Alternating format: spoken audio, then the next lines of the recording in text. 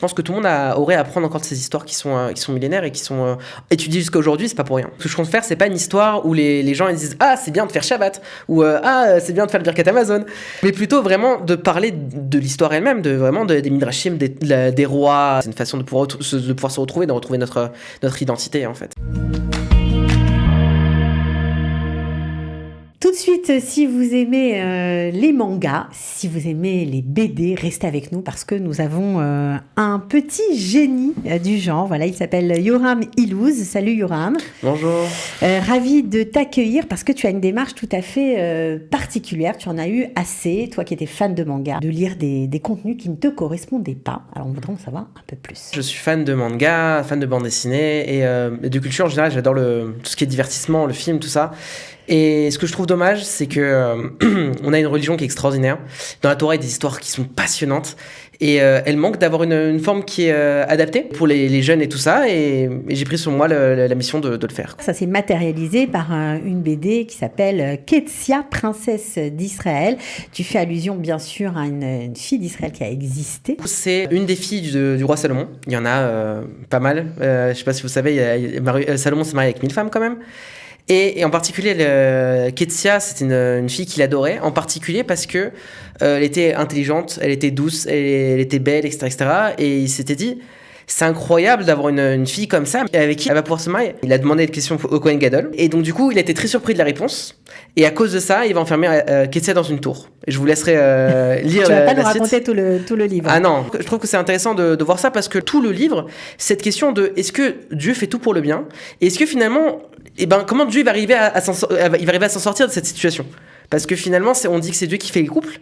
Et l'histoire de Ketsia, c'est ça. On dit que Salomon, c'était le plus intelligent de tous les hommes. Et en tant que plus intelligent de tous les hommes, il a fait beaucoup de tests. Entre autres, il s'est fait allier avec le roi des démons. Il a testé beaucoup de choses. Il y a même une histoire dans Midrash assez rigolote avec un homme qui viendrait d'une autre planète, la planète de Noir, etc. Donc il a testé énormément de choses, mais au final tout va être pour le bien. Pourquoi c'est une histoire que j'avais voulu éditer en premier? C'est que j'ai une petite fille. Et deux, Ketsia, c'est une petite fille qui est forte. Elle va continuer à avoir confiance. Elle va continuer à garder ses bonnes qualités. Et c'est le fait qu'elle va garder ses bonnes qualités que tout va bien se passer au final. Donc je trouve que c'est assez extraordinaire. C'est un message pour les générations d'aujourd'hui. C'est ça ce que tu veux dire? Exactement. Alors c'est ça qui est assez impressionnant parce que on se demande comment un beau jour. Alors c'est sûr que tu es illustrateur depuis longtemps. Tu es storyboarder. Tu as beaucoup de cordes à ton arc. Mais comment tu as décidé un jour de te consacrer à ça? J'ai fait tchouva, j'ai eu cette capacité-là de pouvoir me mettre dans les livres et de pouvoir vraiment m'intéresser aux livres.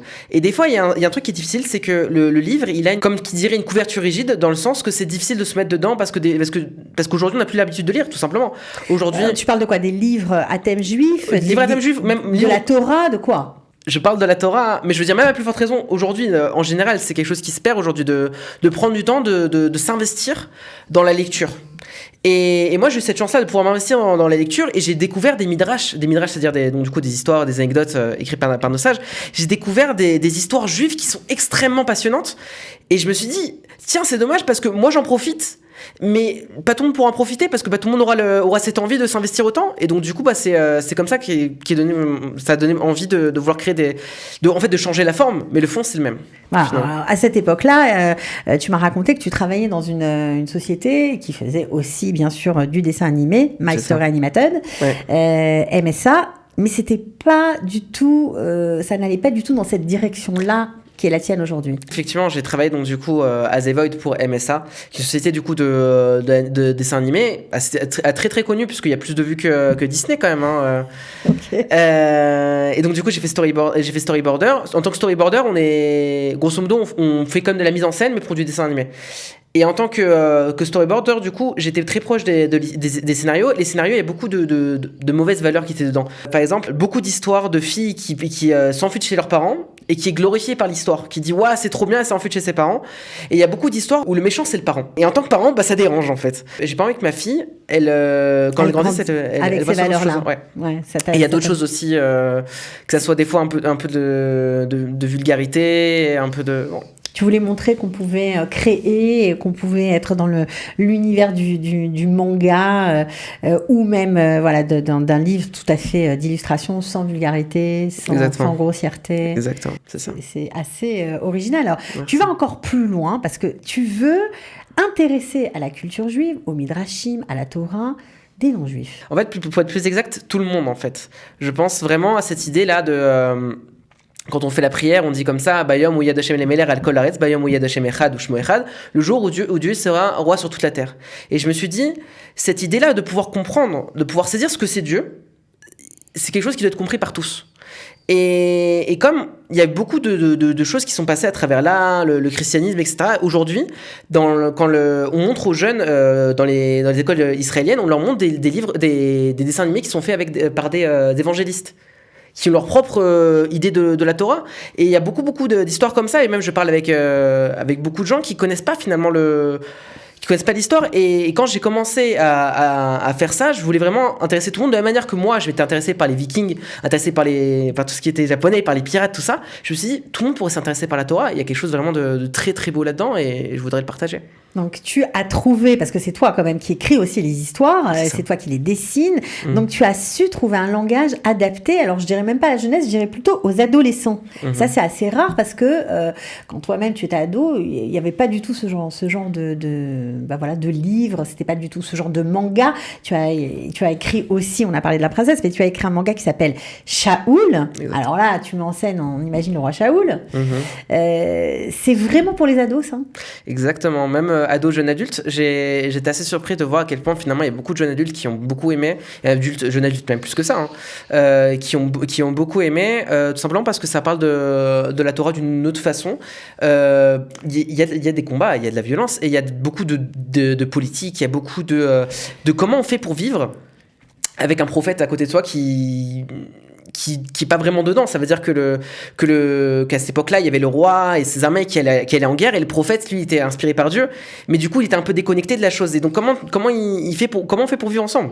C'est quelque chose qui est très difficile. Tu trouves que c'est très actuel comme message? Il y a un peu de ça, même si aujourd'hui, je dirais que on n'a pas la prophétie, comme on avait à l'époque, c'est-à-dire qu'on n'a pas le message de Dieu de manière très très claire, et donc du coup, ça rend la cohabitation encore plus difficile. Mais je pense que oui, je pense qu'il y a cette façon de pouvoir allier les deux, c'est quelque chose qui est très intéressant. Et donc du coup l'histoire de Shaoul, et pourquoi justement ça s'appelle Shaoul et pas le roi Shaoul, c'est parce qu'on va parler justement de Shaoul en tant que personnage vraiment, et avant même qu'il devienne roi. Tu penses qu'il y a de la place pour un divertissement qui parle du judaïsme aujourd'hui dans ce monde?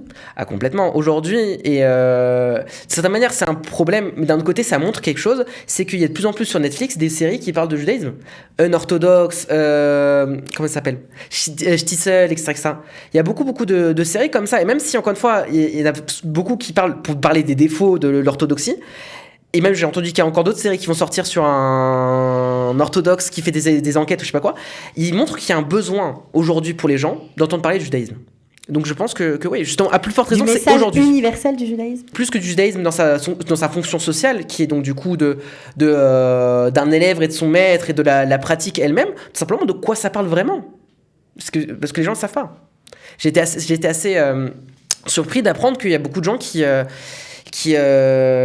beaucoup de gens qui ne connaissent pas qui sont Abraham, Yitzhak et Yaakov. Je veux dire, même dans un cadre très basique, qui malheureusement qui m'ont dit Abraham, Yitzhak et Yaakov, c'est pas des frères. Et je me disais, mince, c'est dommage. C'est-à-dire qu'on fait la prière tous les jours, on a un judaïsme, c'est-à-dire c'est dommage d'être autant renseigné sur toutes les autres histoires et pas être renseigné sur la nôtre. Mais à plus forte raison, même encore une fois, comme je parlais avant, dans sa globalité, je pense que tout le monde aurait à apprendre encore de ces histoires qui sont millénaires et qui sont étudiées jusqu'à aujourd'hui, c'est pas pour rien. Donc tu ne veux pas parler tellement du dogme, c'est pas tellement ça qui t'intéresse. Tu préfères te focaliser sur autre chose. Ce que je compte faire, c'est pas une histoire où les gens ils disent c'est bien de faire Shabbat, ou c'est bien de faire le Birkat Amazon, mais plutôt vraiment de parler de l'histoire elle-même, des midrashim, des rois, de trouver on va dire le point de connexion d'homme à homme en fait. Exactement, d'homme à homme et de Dieu à l'homme aussi. de duel, hein, parce que tout ça c'est beaucoup ça, c'est une façon de pouvoir se retrouver, de retrouver notre identité en fait. Bon, alors tu as une chaîne YouTube, voilà, je vais la donner pour ceux qui pourraient s'intéresser à ton travail, ça s'appelle Tsitsi Studio. Il y a aussi un site du même nom. Sur le site, on trouve tes livres.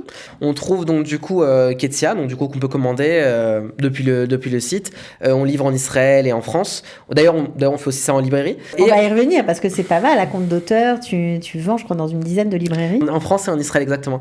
Et du coup, juste pour revenir sur le site, et sur le site également, il y a Shaoul. Quand on clique dessus, on peut accéder au manga en ligne, qui est gratuit.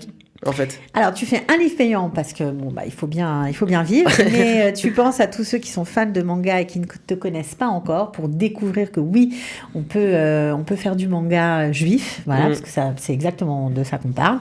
Et Shaoul est gratuit, on peut le regarder sur ton site. Et même, je dirais plus que ça, puisque Shaoul, il représente finalement cette volonté de vouloir, en tant qu'adolescent, il y a presque rien. En tant qu'enfant, il y a beaucoup de contenu pour enfants. Ketsia, d'ailleurs, ça en fait partie, mais il y a d'autres livres pour enfants, en vrai. En tant qu'adulte, il y a encore du contenu. Pour adolescent, il n'y a rien. En tant qu'adolescent, on est un peu perdu là-dedans parce que moi-même, en tant qu'adolescent, j'ai ressenti un besoin de me retourner au judaïsme. Tu lisais quoi alors ? C'est compliqué ? Enfin, grand-chose. Il y a des livres qui sont très intéressants. Le Midrash raconte, où je lisais comme ça quand j'étais à la synagogue et que j'avais du mal à me mettre dedans, mais que d'une certaine manière, on est là pour les fêtes, on est là pour les trucs et tout, on a du mal à comprendre, on lit le Midrash raconte, et c'est très sympa. C'était ta porte d'entrée en fait dans le judaïsme. C'est comme ça que ça a commencé pour toi, quoi. Il y a d'autres choses qui sont passées, mais grosso modo, ouais. C'est une grande partie de ce qui fait que, même plus que ça, je veux dire, de mon attachement profond au judaïsme, oui. Ça veut dire que je me suis approché du judaïsme un petit peu avant, de manière un peu comme ça, mais le moment où je me suis vraiment rattaché à ça, c'est à travers les Midrash. Et donc je disais, donc du coup les adolescents aujourd'hui, je pense qu'ils sont assez perdus parce qu'en fait il y a une guerre en fait. Il y a une guerre pour les adolescents. Il y a chaque idéologie va essayer de prendre les adolescents et de leur faire je sais pas quoi. Et je sais que eux ils ont pas forcément de moyens et que eux aujourd'hui en plus il y a beaucoup de contenus qui sont gratuits et Shaoul ça correspond à ça. Le Shaoul lui-même, le manga, quand il sera j'aurai fini tout le manga, c'est-à-dire tous les chapitres qui le composent, je vais le faire une version payante, du coup achetable, imprimée, mais je vais garder les versions en ligne gratuites parce qu'encore une fois je pense vraiment tu veux que ton message se diffuse. Exactement. Et tu veux satisfaire des adolescents en quête comme toi de sens, voilà, et qui n'ont pas eu la chance de connaître les histoires magnifiques des Midrashim, ça c'est sûr, des légendes d'Israël. Donc c'est ce que tu fais. Donc vraiment, vraiment, franchement, ça vaut le coup. D'abord, c'est très bien écrit, c'est bien dessiné. Donc on peut te suivre, te soutenir. On peut acheter les livres sur son site. Et puis on peut te faire des commentaires sur ta chaîne, j'imagine. Bien sûr, bien sûr. Moi, j'écoute les commentaires. Justement, sur ma chaîne, je parle des livres et tout ça, et je parle aussi un peu de ma philosophie en fait, parce que ça fait partie d'une philosophie de vouloir essayer de reconstruire entre guillemets la culture juive, qui je pense qu'elle est encore en exil. Ça veut dire qu'aujourd'hui on a une forme de culture israélienne, on a une forme de culture de juive en exil, mais la culture juive vraiment dans sa profondeur, dans sa vérité, elle manque, et pour ça j'essaie de faire un pas vers ça, et voilà. Et en parlant de philosophie aussi, c'est un petit détail, mais je pense qu'il est important, c'est qu'on fait tout en Israël. Ça veut dire que l'impression est en Israël, même traductrice, elle travaille traductrice, oui. Travaille en Israël, du coup, ouais, tout est fait en Israël, etc. Parce que j'ai envie de faire grandir l'économie israélienne, j'ai envie de faire en sorte que la façon dont je vais partager la Torah, elle soit liée justement avec l'État d'Israël. En tout cas, c'est très beau de voir un jeune homme de ton âge plein de foi, de fougue, d'engagement. Voilà, merci. En tout cas, tu es bien dans tes baskets, tu as compris quelle était ta mission apparemment, et j'espère que tu vas continuer à créer des mangas juifs, voilà, sur tous les tons, pour filles, pour garçons, et puis j'espère qu'il y aura bien sûr le public au rendez-vous. Tu reviens quand tu veux. Merci d'avoir été avec nous. Merci beaucoup.